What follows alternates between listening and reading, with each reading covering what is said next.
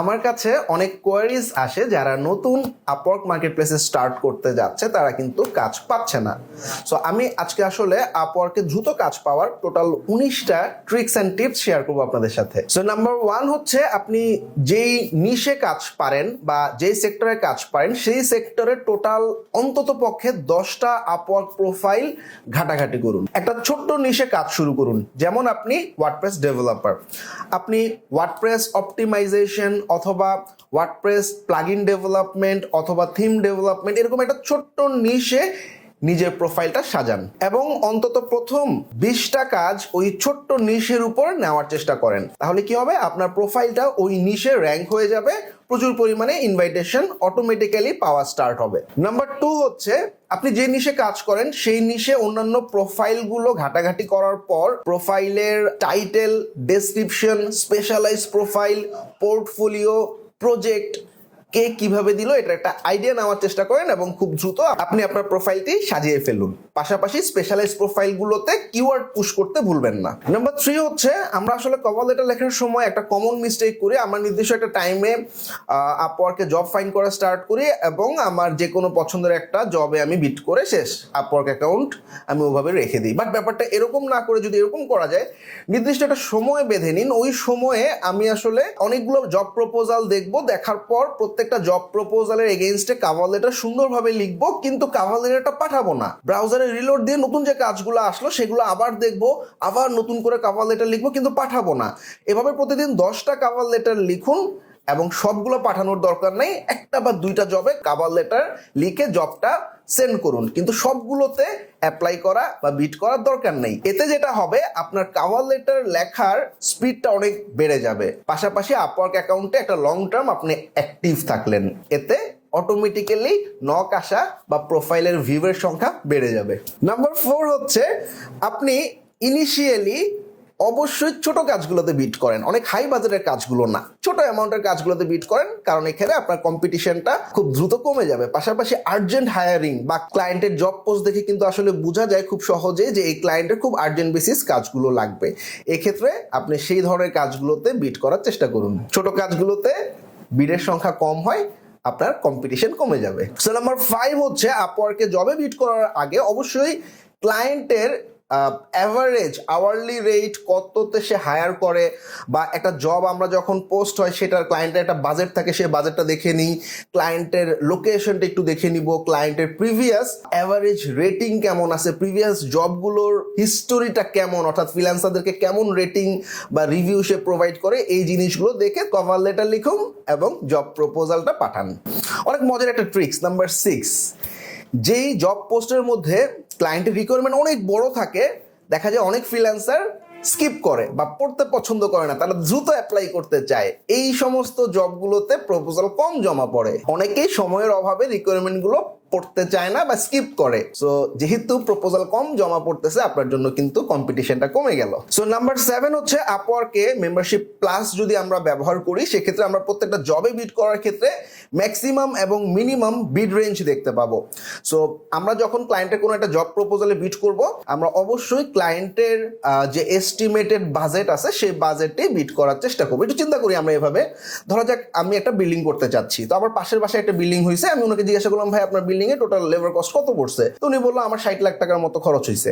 তো আমি যখন আসলে টেন্ডারের মাধ্যমে কাউকে আমি কাজটা দিতে চাবো, তখন দেখা যাবে অনেক কন্ট্রাক্টর 1 কোটি টাকায় বিড করবে, কোনো কন্ট্রাক্টর 10 লাখ টাকায় বিড করবে। যে 1 কোটি টাকায় বিড করছে, আমি চিন্তা করলাম এত হাই রেঞ্জে আমার দরকার নেই, এত ভালো বাসার আমার দরকার নেই। বা আবার যারা 10 লাখে বিড করছে, আমরা চিন্তা করবো যে আসলে ও মনে হয় কাজই পারে না, সে শুধুই বিড করছে। সো এস্টিমেটেড বাজেটের কাছাকাছি অ্যামাউন্টে সবসময় বিড করতে হবে। সো নাম্বার 8 হচ্ছে, যখন আমরা এস্টিমেটেড প্রপোজালে বিড করলাম, সেক্ষেত্রে আমরা ক্লায়েন্টের যদি আমার ইনবক্সে চলে আসে, আমরা চেষ্টা করব ভিডিও কলে ক্লায়েন্টকে কনভার্ট করে নেওয়ার। খুব দ্রুত ভিডিও কলে কনভার্ট করে নিলে আমরা আসলে আমাদের প্রিভিয়াস এক্সপিরিয়েন্স বা আমাদের ইনসাইটগুলো খুব সহজে শেয়ার করতে পারি, কাজ পাওয়ার প্রবণতা বেড়ে যায়। নাম্বার 9 ভেরি ইম্পর্টেন্ট, আমরা অনেকেই কভার লেটার কপি পেস্ট করি, অর্থাৎ আমাদের একটা টেমপ্লেট সাজানো থাকে, সেই টেমপ্লেটটা আমরা কপি করে পেস্ট করে কিছু জিনিস চেঞ্জ করে আমরা পাঠাই। এই জিনিসটা করা যাবে না। প্রত্যেকটা cover letter should be unique. একটা ক্লায়েন্টের রিকোয়ারমেন্ট দেখে প্রত্যেকটা পয়েন্ট আপনি আসলে আনসার করার ট্রাই করেন। একটা কাজ কি কি স্টেপে করব প্রত্যেকটা স্টেপ উল্লেখ করে দেন, প্রসেসগুলো উল্লেখ করে দেন। যেমন আমি যদি বলি ওয়ার্ডপ্রেসে একটা রিয়েল এস্টেট ওয়েবসাইট তৈরি করবো, এক্ষেত্রে আমি কোন থিম ইউজ করব, কোন বিল্ডার ইউজ করব, কোন কোন ফিচার থাকবে, ফিচারগুলোতে সে কিভাবে কাস্টমাইজ করতে পারবে, সে কতদিনের টোটাল সাপোর্ট পাচ্ছে, কাস্টমাইজেশনে তার কতটুকু সুবিধা হচ্ছে, এই পয়েন্টগুলো যখন লিখবো তখন দেখা যায় কোনো না কোনো পয়েন্ট ক্লায়েন্টের মাথায় ক্লিক করে। যেমন আমি একটু উদাহরণ দিয়ে বোঝানোর চেষ্টা করি। একটা ক্লায়েন্ট ওয়ার্ডপ্রেসে ওয়েবসাইট তৈরি করবে, সে বন্ধু বান্ধবদের সাথে আলোচনা করলো। সো কোনো একটা বন্ধু বান্ধব বললো যে ভাই আমি তো ওয়ার্ডপ্রেসে ওয়েবসাইট বানাইছি, এলিমেন্টর বিল্ডারটা খুব ভালো। সো আমার কভার লেটারের মধ্যে কোথাও যদি লেখা থাকে আমি আসলে এলিমেন্টর বিল্ডার ইউজ করে ওয়েবসাইটটা তৈরি করব, অনেকগুলো পয়েন্টের মধ্যে একটা পয়েন্ট কিন্তু ক্লায়েন্টের মাথায় কিন্তু ক্লিক করবে। আমার একটা ফ্রেন্ডও বলছিল এলিমেন্টর দিয়ে খুব সুন্দর ওয়েবসাইট তৈরি করা যায়, তার মানে এই ফ্রিল্যান্সারটা পারফেক্ট। সুতরাং আমরা পুরো কাজটা কিভাবে করব ডেসক্রাইব করব কভার লেটারে। এছাড়াও কভার লেটারে আমি চেষ্টা করব আমার এস্টিমেটেড বাজেট এবং কতদিন সময় লাগে এটা উল্লেখ করার জন্য, পাশাপাশি কি কি ফিচার থাকতেছে, আফটার সেল কোনো সার্ভিস থাকতেছে কিনা বা কেন আমাকে হায়ার করবে, এই পয়েন্টগুলো আমরা হাইলাইট করার ট্রাই করব। এই পয়েন্টগুলো হাইলাইট করার পর কভার লেটার যাতে বড় না হয়ে যায়, আবার খুব ছোটও যাতে না হয়। সো অবশ্যই মনে রাখতে হবে ক্লায়েন্ট আসলে যখন একটা কভার লেটার অনেকগুলো জব প্রপোজালের মধ্যে থেকে কভার লেটারগুলো দেখে, সেখানে অনেক জব প্রপোজাল জমা পড়ে, খুব বেশি সময় নাই ক্লায়েন্টের। সো অল্প কথায় ক্লায়েন্টের মনের মধ্যে জায়গা করে নিতে হবে। এছাড়াও আপওয়ার্কে পোর্টফোলিও হাইলাইট নামে নতুন একটা সেকশন অ্যাড হয়েছে কভার লেটার পাঠানোর সময়।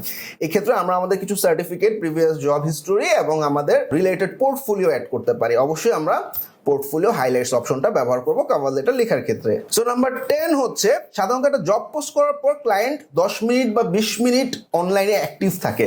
সে চেষ্টা করে দেখার জন্য যারা প্রপোজাল পাঠাইছে তাদের প্রোফাইলগুলো ঘেটে ঘেটে দেখার।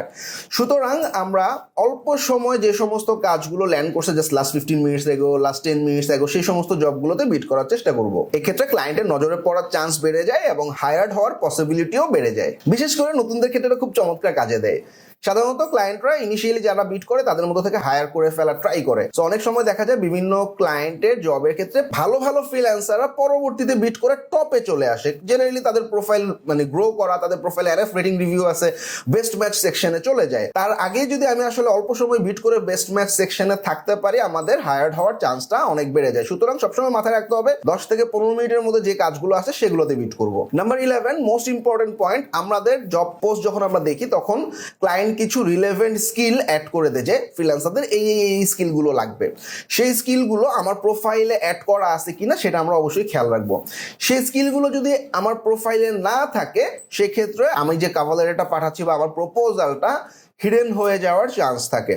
আপওয়ার্কে ক্লায়েন্ট এন্ড থেকে একটা অপশন থাকে সমস্ত প্রপোজালের একদম নিচে, দিস সেলার্স বা this freelancers can not meet your job criteria, বা তাদের প্রিভিয়াস কোনো কাজ বা তাদের স্কিলে প্রবলেম আছে, এরকম একটা পয়েন্টের আন্ডারে সেই সমস্ত প্রপোজালগুলোকে হাইড করে রাখা হয়। সুতরাং অবশ্যই আমরা দেখে নিব বিট করার আগে ক্লায়েন্ট যে সমস্ত স্কিলগুলো চাইছে বা রিকোয়ার্ড দিয়ে রাখছে সেগুলো আমার আছে কিনা। মজার একটা ট্রিক্স নাম্বার 12, জেনারেলি আপওয়ার্কের টপ ফ্রিল্যান্সাররা ইন্ডিয়া, পাকিস্তান, বাংলাদেশ, ফিলিপাইন এই সমস্ত কান্ট্রি থেকে বিলং করে। সুতরাং এই সমস্ত কান্ট্রির টপ ফ্রিল্যান্সার যারা, তারা মোটামুটি রাত্রে ধরা যাক 1টা বা 2টার মধ্যে ঘুমায় পড়ে।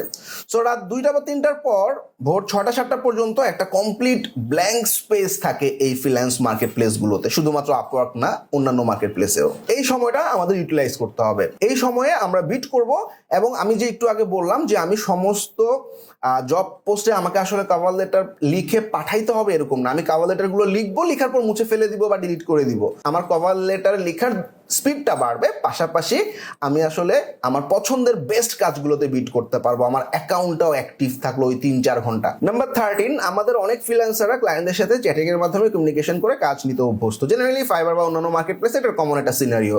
বাট আপওয়ার্কের কেসে মোস্ট অফ দ্য ক্লায়েন্টস অনেক সময় দেখা যায় যে ভিডিও কলে আসতে চায়। সো আসতে চাইলে তার সাথে ভিডিও কলে আসা উচিত, কারণ ভিডিও কলে আসলে একটা ক্লায়েন্টের কাজ পাওয়ার সম্ভাবনা 60 থেকে 70% বেড়ে যায়। আমি যদি প্রপারলি যে কাজটা করব সেটা সম্পর্কে অ্যান্টিসিপেশন করতে পারি বা আমি আসলে স্টেপগুলো ক্লায়েন্টকে ভিডিও কলে বুঝায় বলতে পারি, এর পাশাপাশি টোটাল বাজেট এবং এস্টিমেটেড ডেডলাইন আমি উল্লেখ করে দিতে পারি, আফটার সেল সার্ভিস কি কি থাকতেছে এগুলো যদি সুন্দরভাবে ভিডিও কলে বুঝায় বলতে পারি, তাহলে কাজটা পাওয়ার চান্স অনেক বেড়ে যাবে। ভিডিও কলে অনেক সুন্দর ইংলিশ পারতে হবে ব্যাপারটা এরকম না। আমি নিজে এমন অনেক ক্লায়েন্ট পাইছি যারা নিজেরাই আসলে ইংলিশে পারফেক্ট না। জাস্ট মাথায় রাখতে হবে আমি যেটা বলতে চাচ্ছি সেটা আমি ক্লায়েন্টকে বুঝাতে পারতেছি কিনা, দ্যাটস এনাফ। আর 5-10টা ভিডিও কমিউনিকেশন করলে অটোমেটিক্যালি আমাদের একটা সাহস চলে আসবে বা ভয়টা কেটে যাবে, সেক্ষেত্রে দেখা যাবে ভিডিও কলে আমরা আসলে রিলেটেড কিছু জিনিসই সবসময় বলি, তাই না? আমরা একটা যদি ডেভেলপারদের ক্ষেত্রে বলি, আমি আসলে কোন স্ট্যাক দিয়ে কাজ করবো, বা আমি ওয়েবসাইটটা বানাতে কত সময় নিব, তারপর হচ্ছে আমার ব্যাক এন্ড কি হবে, ফ্রন্ট এন্ড কি হবে। সো কমন কিছু কথাবার্তা কিন্তু বারবার ক্লায়েন্টদেরকে বলতে হয়। সো আমার একটা মনে আছে, ছোটকালে আমরা যখন ক্রিকেট খেলা দেখতাম, ইন্ডিয়া আমের ক্রিকেট খেলা দেখতাম, পাকিস্তানের সময় সে ক্যাপ্টেন ছিল, তার ইংলিশের অবস্থা খুবই খারাপ ছিল, বাট সে কিন্তু ম্যানেজ করে নিত। সে কিন্তু কমন কিছু কথাবার্তা বলতো, যেমন বয়েস place well, team did well today. So এরকম কমন কিছু ব্যাপার স্যাপারই তার কিন্তু রেগুলার বেসিসে বলতে হইতো। সো আমাদের ক্ষেত্রেও তাই, আমরা যখন কোনো একটা সার্ভিস দিব, আমাদের একটা নির্দিষ্ট নিশে কমন কিছু কথাবার্তা বারবার ক্লায়েন্টের সাথে বলতে হবে। সো প্রথম 10টা মিটিং আমরা চোখ বন্ধ করে ফেস করি, ক্লায়েন্ট হায়ার করুক আমাকে না করুক, আমার আসলে একটা ভয় কেটে যাবে বা এক্সপিরিয়েন্স হবে, যে এক্সপিরিয়েন্সের মাধ্যমে পরবর্তীতে যে কোনো ক্লায়েন্টের সাথে ভিডিও কলে গেলে আমরা দেখবো খুব দ্রুত ক্লায়েন্টরা কনভার্ট হয়ে যাচ্ছে। সো নাম্বার 14, অনেক ইম্পর্টেন্ট পয়েন্ট, আমরা জব অফার যখনই আপওয়ার্কে পাই, আমরা অনেকে দ্রুত অফারটা অ্যাকসেপ্ট করে কাজ স্টার্ট করি। সবসময় এটা করা উচিত না, কারণ সব ক্লায়েন্ট সমান না। প্রথম 5 থেকে 8টি কাজের উপর আপনার জব সাকসেস স্কোর ডিপেন্ড করবে। প্রথমে যদি আমাদের জব সাকসেস স্কোর অনেক কমে যায়, সেক্ষেত্রে সেই অ্যাকাউন্টটা গ্রো করা অনেক টাফ হয়ে যায়। এই জন্য ফিক্সড প্রাইসের যে কাজগুলো, সে অফারগুলো আমরা কিছুক্ষণ ঝুলিয়ে রাখবো। ক্লায়েন্টের একটা ফুল ওয়েবসাইটের কাজ যদি হয়, আমি 1 পেজ বা 2 পেজ করে ক্লায়েন্টকে দেখাবো, ক্লায়েন্ট আইডিয়া পাবে এবং ক্লায়েন্টের আমি আসলে মাইন্ডটা ট্র্যাক করার ট্রাই করবো। ক্লায়েন্ট যদি দেখি অনেক হ্যাপি, অফারটা অ্যাকসেপ্ট করে কাজ আমি সামনে আগাবো।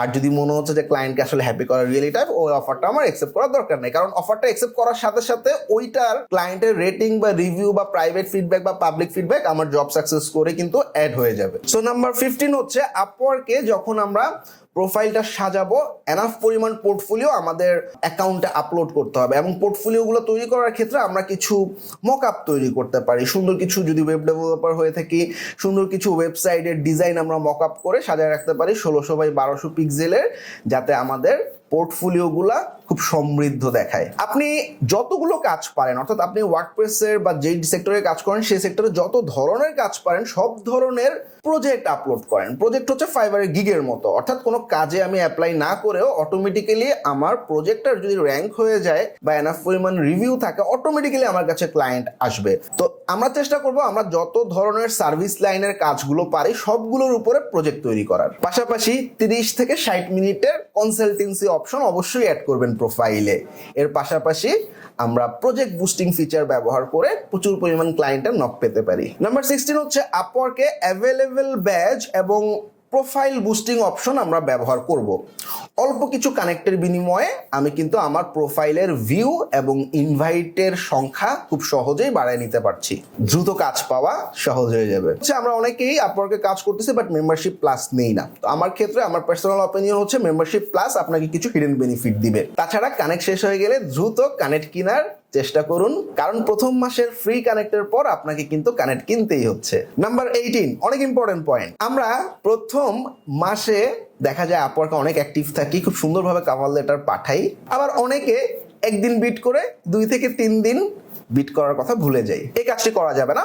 অন্তত প্রথম 2 থেকে 3 মাস প্রতিদিন 4 থেকে 5 ঘন্টা আপনি আপওয়ার্ক অ্যাকাউন্টে সময় দিন। উপরের স্টেপগুলো ফলো করুন, ইনশাল্লাহ আপনার অ্যাকাউন্টে পর্যাপ্ত পরিমাণে ক্লায়েন্টের মেসেজ বা ইনভাইটেশন আসা শুরু হবে এবং আপনার প্রোফাইল খুব সহজে গ্রো হয়ে যাবে। নাম্বার 19, অনেকে যখন এনাফ পরিমাণ কাজ প্রোফাইলে রানিং থাকে বা যথেষ্ট পরিমাণে নক আসা শুরু হয়ে যায়, আপওয়ার্কে প্রপোজাল পাঠানো বন্ধ করে দেই। মনে রাখবেন, আপনি যত বেশি কাজ রোল আউট করতে পারবেন ক্লায়েন্টের 5 স্টার রেটিং রিভিউ সহ, তত বেশি ক্লায়েন্ট আপনাকে মার্কেট প্লেসগুলো দিবে। এটাই মার্কেট প্লেসের অ্যালগরিদম, কারণ মার্কেট প্লেসও চায় ক্লায়েন্টরা হ্যাপি থাক। তাই প্রপোজাল পাঠানো বন্ধ করা যাবে না। উপরের স্টেপগুলো ফলো করুন, ইনশাল্লাহ আপওয়ার্কে 2 থেকে 3 মাসের মধ্যেই আপনি রেগুলার বেসিস কাজ পাওয়া শুরু করবেন। Thank you.